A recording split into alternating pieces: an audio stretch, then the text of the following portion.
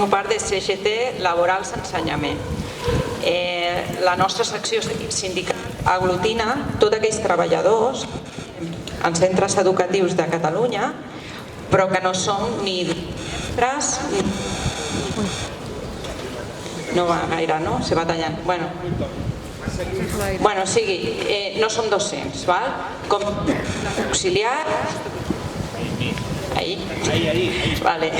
com són les auxiliars d'educació especial, les educadores d'educació especial, les tècniques especialistes d'educació infantil, les educadores infantils de llar públiques de la Generalitat o les tècniques d'integració social. Nosaltres som una secció que es va crear fa poc, però la veritat és que nosaltres fa anys que vam iniciar una lluita. Concretament, l'any 2017, les tècniques especialistes d'educació infantil ens va arribar un avís que la plaça que ocupaven des de l'any 2004-2005 aproximadament anava a sortir a concurs oposició. I en aquell moment no se sabia gaire de la lluita interina, realment encara no havia començat a haver un fort moviment d'interins, i nosaltres desconeixíem tota la situació. I quan ens trobem que és possible que acabem al carrer, després de treballar en un mateix centre durant més de 10 anys, vam anar en aquell moment a els sindicats que nosaltres teníem referents, que eren els sindicats que estaven al comitè intercentres. I clar, si vam dir, escolteu, nosaltres portem ocupant una plaça des del 2004 o 2005 i ara diuen que surt a oposició, quan havia d'haver sortit fa aproximadament 10 anys. I evidentment nosaltres ara juguem amb desavantatge perquè han passat 10 anys, nosaltres som 10 anys més grans i tenim una càrrega familiar que en aquest moment no tenim. A més, creiem que ja no és moment de demostrar que som vàlides per fer aquesta feina, perquè fa 14 o 15 anys que la fem, per tant ja som vàlides per fer-la. I la resposta que vam rebre d'aquells sindicats en el moment va ser que no passava res, que no ens preocupéssim, que ells ens ajudarien, que ens ajudarien a preparar les oposicions amb uns cursos de formació de 200-300 euros per cap problema. Com no sabíem res, un grup de Barcelona van sentir que havia un moviment, que s'iniciaven uns moviments de lluita interina. Van anar cap allà a unes reunions i es van assabentar que Europa estava dient que els interins de més de 3 anys d'antiguitat tenien dret a ser fixes al lloc de feina sense passar a concurs o oposició. Va ser quan llavors ens vam adonar que no ens estaven representant els sindicats que estaven al comitè intercentres i vam decidir començar una lluita nosaltres sols. I vam crear el que és la PITEI, la plataforma d'interin STEI. Vam iniciar lluites amb denúncies personals, hem anat personalment a judici contra la Generalitat. De fet, moltes de nosaltres encara tenim judicis pendents.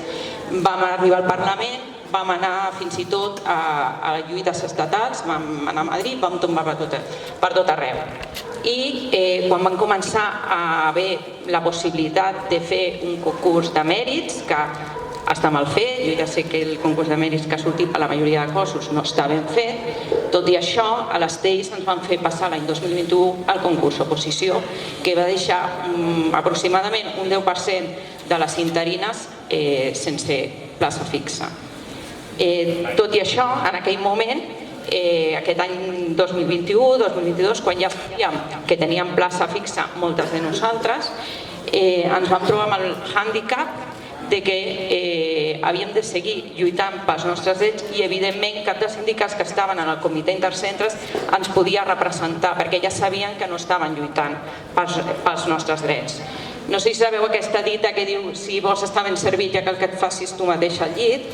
Doncs vam fer aquesta frase nostra i vam crear la secció sindical amb l'únic sindicat que ens havia mostrat recolzament, que era la CGT.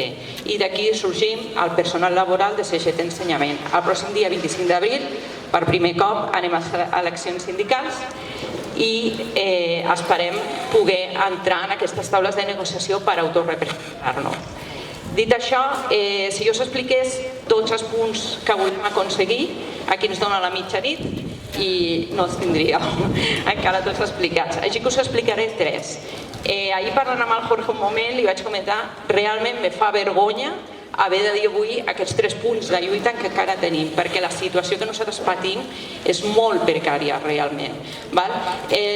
Un dels primers punts que us explicaré és que nosaltres volem i demanem tenir dret a vot. Estem al segle XXI i nosaltres com a treballadores en els centres que treballem, quan hi ha un claustre i es sotmet un tema a votació, nosaltres no tenim dret a vot. I això és una cosa que em fa particularment bastanta vergonya dir que tenim un govern que es fa anomenar d'esquerres, que fa uns anys ens va fer sortir tots al carrer i dir volem votar, i ara té treballadores en centres educatius teòricament que ensenyen valors democràtics sense dret a vot. Poc més a fer així, vull dir, exigim tenir dret a vot. Un altre dels punts és que nosaltres se'ns exigeix, per poder accedir al lloc de feina que tenim, una titulació, ja sigui un grau superior o un grau mitjà, o les antigues que eren FP. Grau mitjà tenen les auxiliars d'educació especial, la resta tenim grau superior. A mi em sembla totalment lògic que se'ns exigeixi tenir una formació per poder atendre infants, adolescents i joves, però el que no em sembla lògic és que després això no se'ns reconegui i estiguem contractats com a treballadors no titulats. He vingut amb això perquè quedi clar, aquest és el meu títol. Me lo dio aquí el rey emérito porque soy de otra generación. Però que veieu que tenim una titulació, totes nosaltres tenim una titulació, no només jo, totes les meves companyes, i se'ns exigeix tenir-la però no se'ns paga per ella. Així que demanem i iniciarem una sèrie de lluites per demanar que se'ns reconegui que som categoria B treballadors titulats. I per últim, i l'últim punt que us explicaré és que una cosa estranya és que a nosaltres no se'ns reconeix que tinguem funció educativa. Nosaltres no estem treballant pel Departament d'Educació, pengem directament d'Educació de Funció Pública, concretament estem penjant del cos d'Administració i Serveis. A aquestes alçades, jo ja porto més de 15 anys treballant, no sé com s'administra un nen. Exactament no sé què vol dir administrar un nen. No sé què faig treballant per administració. Jo sé educar i les meves companyes.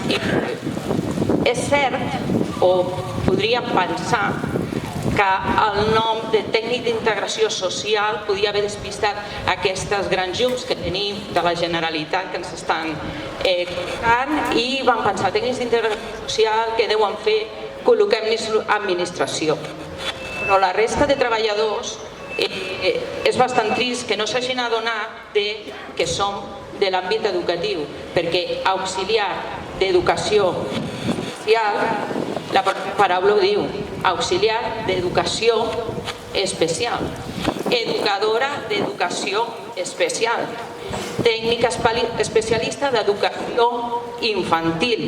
Jo sé que cada cop s'ensenya menys als instituts, però crec que és fàcil entendre que hauríem d'estar depenent del Departament d'Educació i que se'ns ha de reconèixer aquesta funció educativa que tenim.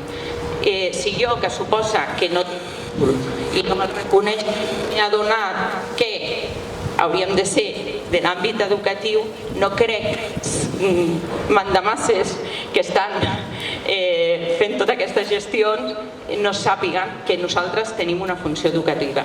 Així que a partir d'ara també lluitarem perquè se'ns reconegui aquesta funció educativa. El dia 25 d'abril, si hi ha algú que és personal laboral avui, esperem que vagi a votar i ens deixi iniciar tota aquesta lluita que tenim. I si no, independentment de si van a votar, no van a votar o votin a qui votin, a partir de l'endemà esperem poder comptar amb tots vosaltres al carrer. Moltes gràcies.